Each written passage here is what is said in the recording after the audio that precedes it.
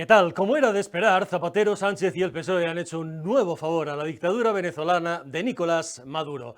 Quitarle de en medio al líder de la oposición y ganador de las elecciones de julio, Edmundo González, al que han mandado al exilio en España, como a tantos otros antes. Edmundo González estaba refugiado en la Embajada de Países Bajos desde las elecciones. Allí recibió, según algunas fuentes, varias visitas de la vicepresidenta del régimen, la famosa Delcy Rodríguez, y de su hermano Jorge, a cada cual más psicópata, y presidente de la Asamblea Nacional, el poder legislativo que Chávez y Maduro anularon como quiere ahora Sánchez en España. Edmundo González recibió de Delcy y de Jorge Rodríguez, al parecer, todo tipo de amenazas, coacciones y presiones contra él y contra su familia allí en Venezuela para que se fuera del país. En cuestión de horas, tomada la decisión, fue llevado a la residencia del embajador español y de ahí a un Falcon camino de Madrid. Ya ven, Maduro apunta y Zapatero dispara, esta es la realidad. Maduro señala a quien quiere fuera de Venezuela y entonces aparece siempre Zapatero para conseguir un hueco rápido en el Falcon de Sánchez. Por supuesto, todo pactado y concertado previamente con el dictador. ¿Alguien lo duda? Es lo mismo que Zapatero hizo con ETA. En vez de machacarla hasta el final, como se la había dejado Aznar prácticamente, Zapatero pactó con los criminales un falso final y hoy Sánchez gobierna con ellos, con Bildu. Ahora el diario El País y compañía disfrazarán lo de Zapatero nuevamente como labor humanitaria o gestiones sigilosas en pro de la democracia en Venezuela, etcétera, etcétera, etcétera. Bla, bla, bla. No se dejen engañar. Para el mundo entero, Zapatero es el principal lobista y embajador de Nicolás Maduro y del chavismo y trabaja para él y para que la dictadura se eternice. ¿Qué le deben Zapatero, su fundación que ha recibido 1.500 millones de euros del gobierno de Sánchez, el propio Sánchez y el PSOE a Nicolás Maduro? Y por cierto, ¿qué sabe Ábalos de todo esto?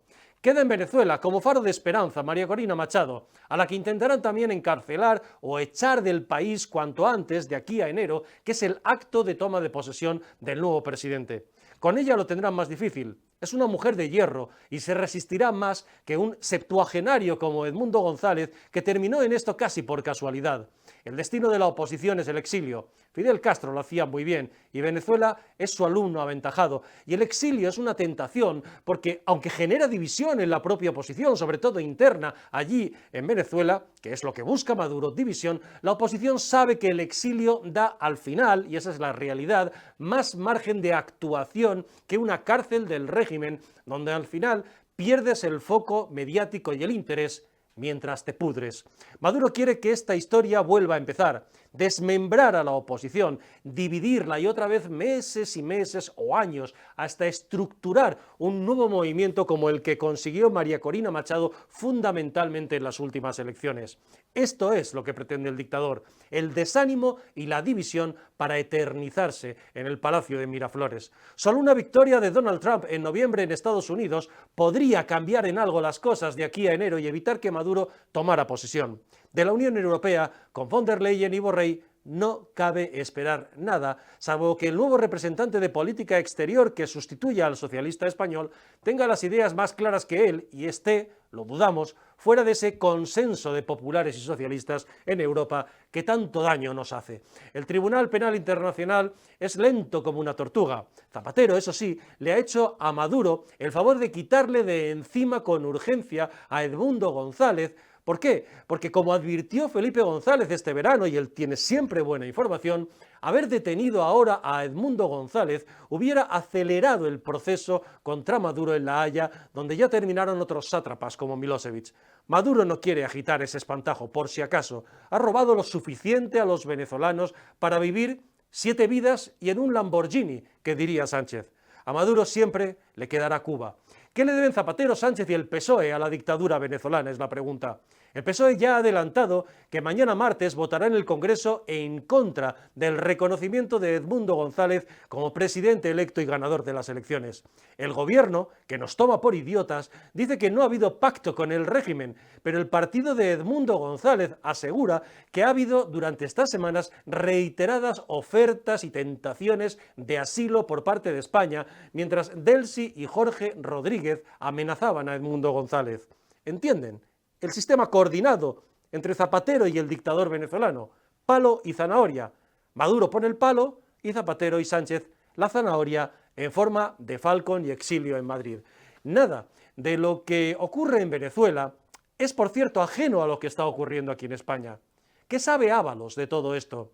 José Luis Ábalos lo sabe todo de la relación de Zapatero y el PSOE con Venezuela y de la noche de Delcy Rodríguez en Barajas, como lo sabe todo de Sánchez y de Begoña Gómez, y de Víctor de Aldama, el contacto y amigo de Begoña, que también andaba por Barajas aquella noche de enero de 2020.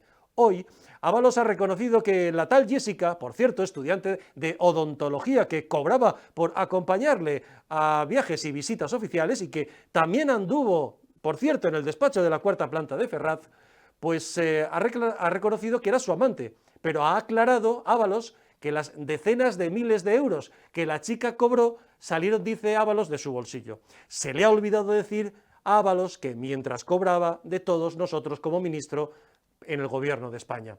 En Italia el ministro de Cultura ha tenido que dimitir por enchufar como asesora a su amante influencer. Esto, en la política española, no es la primera vez que pasa, ya se lo digo yo, ni tampoco lo ha hecho solo el PSOE.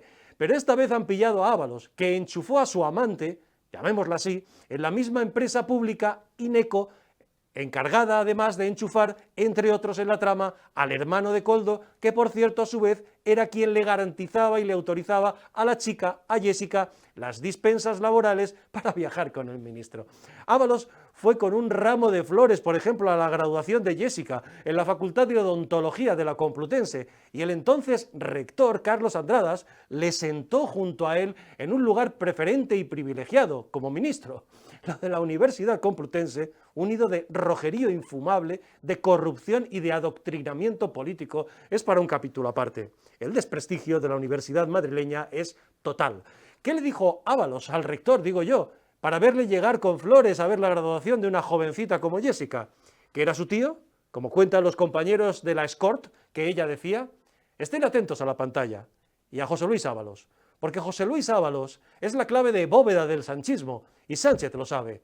Con Begoña Gómez investigada por corrupción, Sánchez ya no disimula que necesita seguir en el poder como sea para evitar ver a su mujer o a él mismo quizá, quién sabe, en problemas judiciales más serios en el futuro. Y el sábado, Sánchez se destapó en el Comité Federal del PSOE, esa reunión de borregos y cobardes que terminan aplaudiendo al sátrapa monclovita por mucho que digan antes ante la prensa, como Paje, que parece, dentro de la reunión, el sábado fue una ovejita más. Por si cabía alguna duda sobre el personaje y el felón de la Moncloa, Sánchez dijo que seguirá en el poder los próximos 3 años con el concurso o no del poder legislativo. ¿Se dan cuenta de la gravedad de la frase? ¿Imaginan el escándalo en cualquier país europeo si un primer ministro dijera algo así? Hoy los tertulianos del régimen tratan de rebajar e incluso interpretar la frase del jefe, pero Sánchez dijo lo que dijo con toda claridad y sin disimulo alguno, porque esa frase es la expresión perfecta del dictador psicopático que hay en él. Llamemos a las cosas por su nombre. Lo que dijo Sánchez es lo que hicieron Chávez y Maduro en Venezuela. Sánchez hizo el sábado una declaración propia de Nicolás Maduro, mientras a la misma hora le hacía el favor a Maduro de echar a Edmundo González del país y traerlo a España.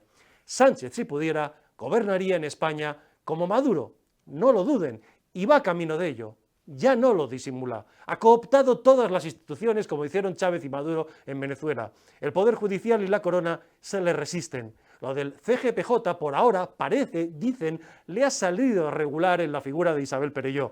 Bueno, ya veremos, que el PSOE siempre tiene cartas por debajo. Ahora parece que nuestro Pedro Sánchez, de todos modos, tiene nuestras puestas, sus esperanzas, de que lo de Begoña Gómez y lo de Ábalos quede en nada en la renovación de magistrados y presidentes de la Sala del Supremo y en particular en la sustitución de Marchena al frente de la Sala Segunda de este alto tribunal, la Sala de lo Penal, donde terminan los casos de corrupción de aforados y políticos. A finales del mes que viene, a finales de octubre, Marchena, el azote de los independentistas del proceso, tendrá que ser sustituido.